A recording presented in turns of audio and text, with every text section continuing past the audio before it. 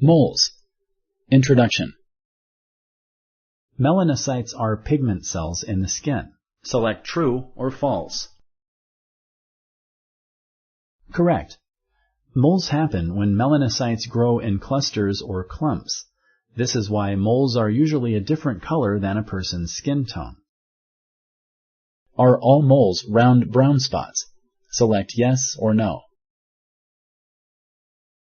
Correct.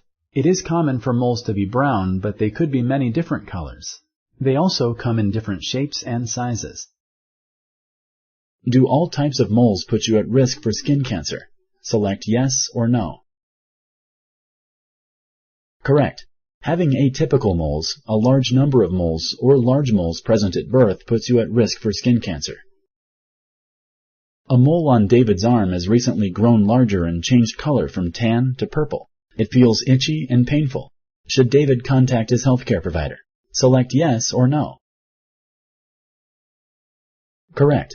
David should contact his healthcare provider right away. Lisa had a mole removed surgically a few weeks ago. The mole has grown back. Should Lisa contact her healthcare provider?